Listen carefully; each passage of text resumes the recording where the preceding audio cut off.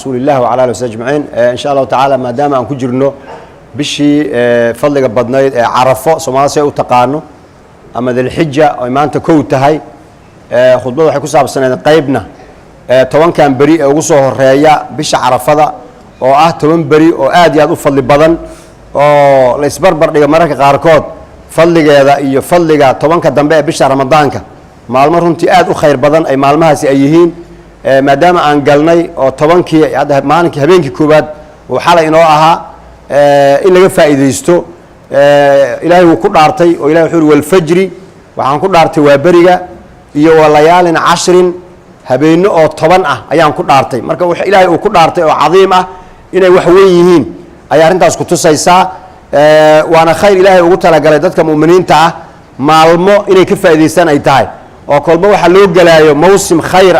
أما معلم خير بدن وإن الإسلامين أو غفلة يهلمان قفك أين الجرين أمر بالإس حسوسيو توبة إلا عسبونيسيو خير كإن لبضيو قفك مؤمن كامركو كبح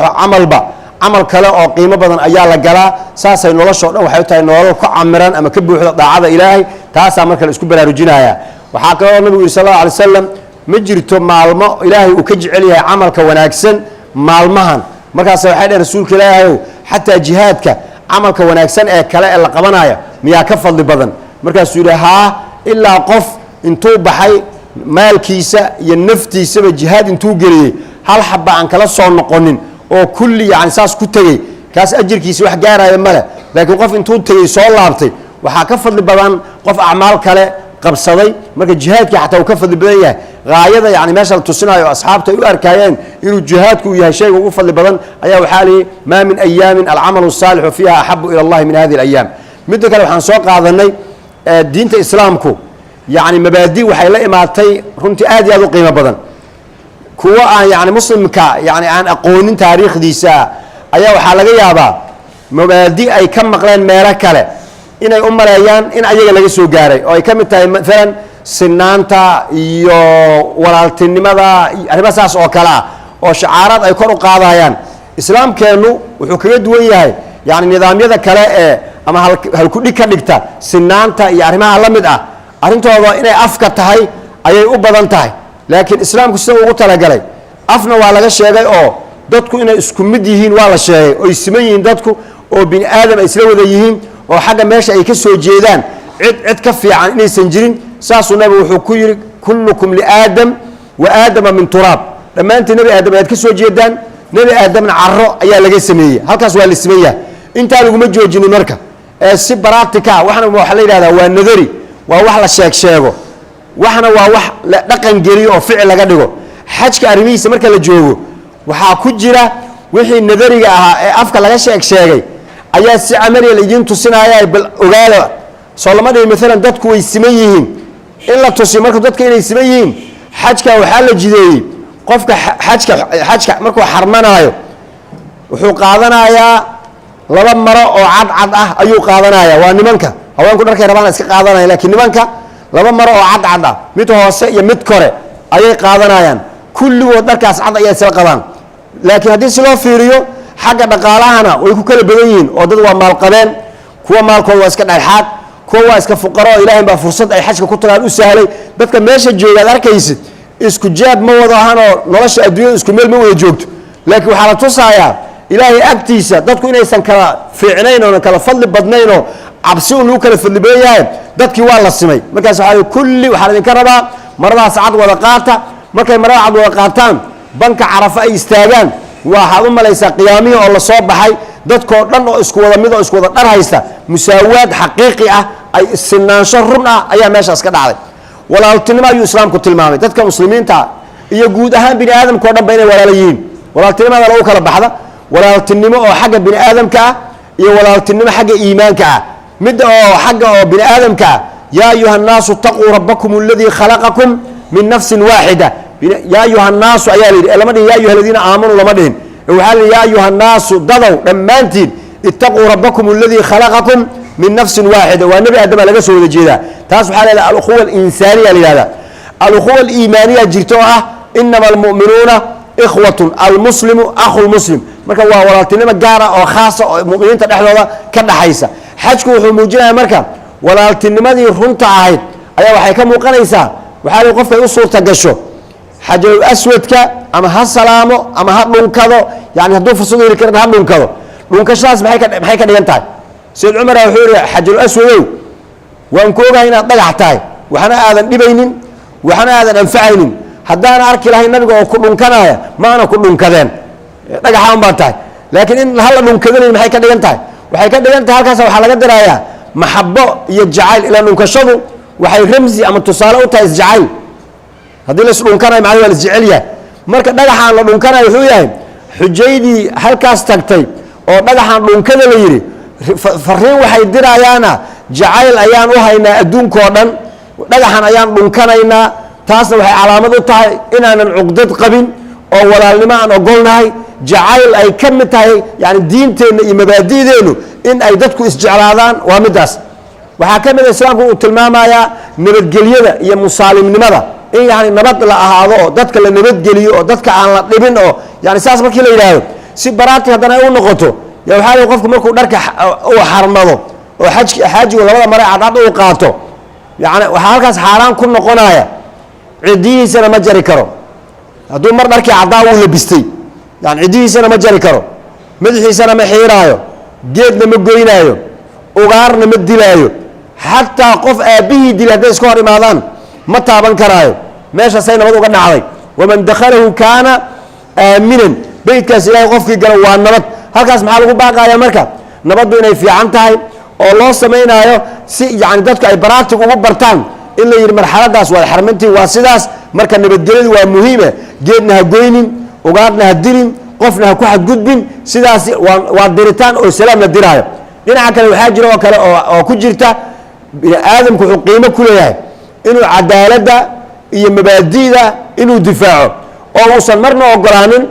dulmiga iyo gardarrada in la dulmiyo oo uu u hoggaansamo dulmiga oo la isticbaadsado lama ogolo waxaa calaamad looga dhigay xujayada markay meesha tagaan dhagaxaan yar intay aruursadaan ayaa meel jamaraadka la yidhaahdo ayay dhagax tuurahayaan dadkao dhan waa dhagaxay tuurahayaan dhagaxan muxuu ka dhigay maxaa loo tuurahayaa xikmadda ku jirta maxay tahay meeshan dhagaxa lagu tuuraayo waa meeshii nebi ibraahim markii uu maraayey markuu ku riyooday wiilkiisi inuu gowracaayo oo asaga wiilka ay wada hadleen oo uu ku yidhi waxaan ku riyooday inaan ku gowracay maxay kula tahay oo uu yidhi wixii aad rabta samee waan sabrahayaaye oo uu soo waday marka uu rabay inuu soo gowraco oo meesha uu gowrici lahaa uu ku sii waday yaa shaydaan intuu ka soo horbaxay yaa wuxuu ku yidhi riyo aad riyootay oo keli ah oo waxay tahay aan la garanaynin miyaad wiilkaagii yaad u gowracaysaa markaasuu intuu dhagax u qaatay ayuu ku rajmiyey oo ku tuuray shaydaankii suuna u waswaasinin markaasuu iska eriyey tii ayaa waxaa laga dhigay yani mid ku saabsan ah yani xujadii markay meesha tagaan inay dhagax tuuraan dhagax tuurkaas muxuu ka dhigan yahay marka wuxuu ka dhigan yahay dadka muslimiinta ahi yani looma ogolo cabsi daraaddeed in la gumaysto in la addoonsado hadday arkaan mid shar wada oo inuu dulmiyo raba waxaa si baraatiga loo barayaa oo xajkana laga qaadanayaa arrin la yidhaahdo muqaawamatu shar sharta in la iska celiyo maxaa markaas xajka la marka dhagxaan loo soo tuurtuuraya dhagxaantaas waxaa la rabaa in marka dambe ay isu bedesho madaafiic yahuudda iyo gaalada la iskaga celiyo maa in haddii inta dhagax lasoo qaado meesha lagu soo tuuro laga soo noqdo xikmaddii laga lahaa in sharta laga hortago oo lagu baraatigaraynaayey oo lalahaa ayuha almuslimuun ha iloobina haddaad muslim tihiin wixii shar iyo xumaan ah inaad isu dhiibtaan oo la idin gumaysto ilaahay marna raalli ka noqon maayo maxaa yeelay ilaahay keli in addoommo loo noqdo ayaa la rabaa diinta waxay u soo degtay dadku inay xor ahaadaan haddii uu isku daya mid ama kelitalis ah ama mid kibir ah inuu dadka yani addoonsado inay iska celiyaan war naga leexaydhan ma yeelayneen ahlulkitaabka markii lala hadlaya qur-aanku muxuuna dhahay waxaad ku tirahdaan qul yaa ahla alkitaabi tacaalow ilaa kalimatin sawaaءin baynana wa baynakum anlaa nacbuda ila allaha walaa nushrika bihi shay-an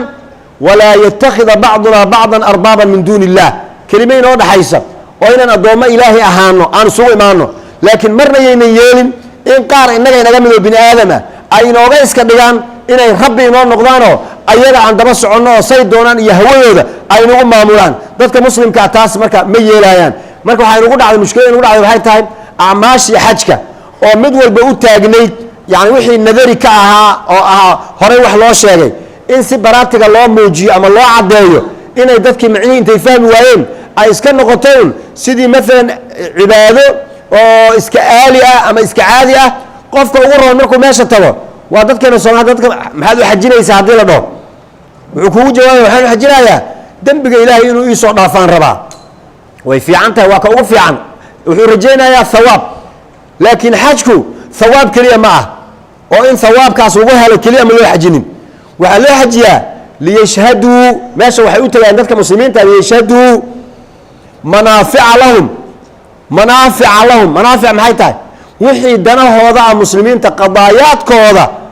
maadaama shirweyne uu yahay sanadkii mar la isugu imaanayo inay meesha soo xaadiraan oo wixii danahooda ah meesha ay ku soo qabsadaan oo ay ka tashadaan oo ay arrimahooda ayaa loogu talagalay yashhaduu manaafica lahum ويذكر اسم الله في أيام معلومات على ما رزقهم مركا كأغرى ومدكا ثوابا كربا كل داية نحركي لوغو تلقل دادك إن لوغو برو حاجك معناها وياي كعبدان معناها محي كدغان تاي كعبدان وحي كدغان تاي واسيدا عالنك او كله دابا waxay dheen yani jasiirada carabta asnaamti waa laga jijibiyay oo maxamed iyo asxaabti asnaamti way ka jijibiyeen laakiin kacbada waxay u maleeyeen inay tahay sanam waxay dheen hal xabay u reebeen oo kacba la dhaho halkaas sanam ay meesha ugu reebeen markaas kuwaas oo kamid la joogo waxa la yiraahdaa ma ah kacbadu sanam ma ah waa bayt ilaahay oo ilaahay dadkii loo dhisay ee dadka jacaylka ay jecel yihiin baytkaasi waxay ka dhigan tahay ummaduhu waxa ay isku gartaan ayay leeyihiin waxaas ay isku gartaan waxa leeyahay waa caalankooda ummad yani caalankeeda markay ummad yani laan moogtay ummadii hal qolmo wada gelin karo astaan loo sameeyay ayaa jirta oo hadda markii xajka la joogo ummad walba waxay wadataa astaanteedii wadanka ay ka soo jeedo si loo garto oo qofkii dhuma ama meesha ku habaaba ama meesha uu deganaa garan waaya caalankan uu wata ee u xiran ayaa inta lagu aqoonsado ayaa waxaa la fahmayaa wadanka uu ka soo jeedo intay dadka oo khidmaynaya oo dadka tawjiihinaya ee meesha ka shaqeynaya markay arkaan qof dhuusan shayga ugu horeeya waxay fiirinayaan warqadda uu wato bidaaqada uu wato dawladda uu ka socdo iyo wadanka uu ka soo jeedo markii ay fahmaan oo waa ka calankiisa waa wadankaas waa Soomaali oo kale markuu ay u soo baxdo way soo kaxaynayaan meesha Soomaalidu ay deganta xujayda Soomaalida ayay geynayaan marka taas maxay tahay waa astaan ummad ay isku garato kacbadani waa mid ilaahay ugu talagalay bin aadamka oo dhan inuu uga dhigay meesha ay ku toosi lahaayeen haddii ay mu'miniin noqdaan ilaahay rumeeyaan jacala allahu alkacbata albayta alxaraama qiyaaman linnaas marka macaanidaasna kacbadu way xambaarsan tahay innagoo marka muslimiin ah oo sanadkiiba xujaydeenu ay meesha aadayaan oo duruustaas baliiqa ay ku jirto haddana wadcigeena caalamul islaami inuu sida maanta uu yahay u ahaado waa fahamkii oo dadka ka xumaaday haddii sidii loogu talagalay loo hirgelin lahaa qof muslim oo faqiiran lama arkeen yacni ummadda muslimka isu imaanshahoodaas oo kala faa'iidaysigoodaas wax badan ayaa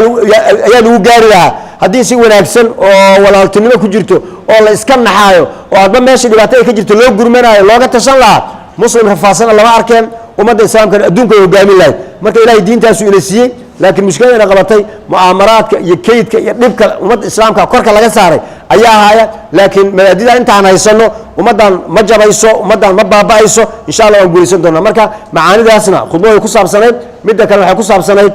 maalmahan aan galnay inaan ka faa'iideysano marka maanta maadaama ay kow tahay ciidu waxay ku aadan tahay sida la ilaamiyay tan tii la isku khilaafay ma ah Soomaalida marka qaar kood iskhilaafay ciidaha day rabaan laakiin loo sheego leeyahay tan tii la isku khilaafay ma ah maxay yeelay tani waxay ku xiran tahay meel Carafa la yiraahdo in la istaago ayay ku xiran tahay Carafa istaagitaankeedana nidaaminteeda iyo xilligeeda iyo jadwalkeeda meel ayaa laga maamulaa oo laga ilaamiyaa dadkii maamulaya waxay ilaamiyeen maanta oo Jumco ah inay tahay maalintii koowaad ee bisha Carafo marka haday maanta koow tahay Jumcahan jimcihiisa wuxuu noqonayaa 8daas waa maalinka 8aad ee Carafo waa maalinta la yiraahdo yawm tarwiya waa maalinta xujayda acmaashooda ay bilaabayaan oo ay u dhaqaaqayaan mina iyo halkaas si ay wuquuf Caraf u sameeyaan marka Jumcaha soo socda waa 8 sabtida haduu ilaahay waxay noqonaysaa 9aad waa maalinka wuquuf Carafa la istaagi doono banka Carafo dadka aan Carafo joogin oo aan xajka aadin ayagoo dadkaasi yani matalaya ama yani isu ekaysiinaya ayaa acmaasha ay sameynayaan qaar kamid ah ayay la sameynayaan acmaashaas waxa kamid ah midalan udhiyada ama xoolo qalka la sameynayo qofkii raba inuu xoolo qasho bishan bilowgeeda laga bilaabo ilaa udhiyadiisa uu ka qalo tintana ma jaranayo عديانا إسكما جرايو ومثلا يا أو يسوي كيسينا يا تضامنا مع الحجاج حجاج جاس أيو لقى يبسنا يا درين كود إساس أو كلا هل كانوا كلا جرايا مركب الجارو مركا ما أنت السيارات كا dadka isku mid ma soonka bish 10 kan bari qof intuu ka soomi kara laakiin mar waxa jirta mid ugu muhiimsan oo maalinta ay xujada Carafa ay taagan yihiin fadli gaar ay leedahay marka qofkii intuu ka soomi karo kulli way soomi kara 10 kan ha soomo haduuna 10 ka soomi karo intuu ka soomi karo laakiin mid aan loo kala hareyn ay jirta marka maalinta Carafada ah oo sabtida soo socota duu inay gaarsiiyo yaani waa in qof walba uu ku dadaalo maalinkaas inay ka fakan maxaa yeelay sanadkii la soo dhaafay dambigii la galeen waa lagu dhaafaa sanadka soo socdana waa lagu dhaafaayo ilaahay ba tawfiiq waafajinayo qofka dambiga uu gali lahaa ayuu ilaahay kaga leexinaya marka yaan taasna yaan iloobin ciiduna waxay ku fiican tahay waa maalin ka sii dambeysay axad waxay ku fiican tahay ciiduna adigoo cala aqal yani maalin soo soomana ilaa soonkii ramadaanka watan soo soomana insan u soomanayn ayaa waxay maanta soon ku ogyahay markaas maalinka ugu dambeysay markaan afuray bari ay ciid tahay waan farxaynay oo soonka u dhamaada Allah marka maalinta Carafada marka la soomo soonka ayaan soo xusuusanaynaa waan soomanahay bari ciid ayay noqon doontaa soonka laakiin hadaad maalintaas aad soomino aad iska quraacato adoo iska caadi un bari waa ciid lagu dhaho dhadhan weyn iyo dareen weyn ma kuulaha marka si ay ciid kuugu noqoto oo inaad shalay soo soomanayd oo bari ciid ay tahay u noqoto waxaa rabaa magaalada in laga dareemo alxamdulillah ummadeena way isbedeshayo bari waxaa jiri jira xataa faralka dadka qaar ayna soomi jirin oo dhib ku ahaa oo odayaasha un baa dhigi jiray waan soomayaa laakiin dhalinyarada la dhigi jiray adi maxaa ka soomaysaa dhalinyarada tahay markaad duqowda ayaa toobad keeni karta waa kii faralka ahaada markaasa waxay dhigi jireen maamaha Soomaali waxaa ka mid ah mida wuxuu yiri 20 jir soomay reerkoodu soor ka waayay yani inuu soor waayay ayuu u soomay 20 jir soomay waxay dhaheen reerkoodu soor ka waayay saasuu u soomay halkaas ay ka taagneed afmaymeena ko wuxuu ma soonteelay markaas yiri ma soomo sagiira dilay markaas sooma sagiir ma dilay يعني صون كذا مرحلة نوعاس هو يعني فرق كيبا يبقى سويان لكن هذا الحمد لله فرق كنت سفي عن الله صومه أيها كيس سنة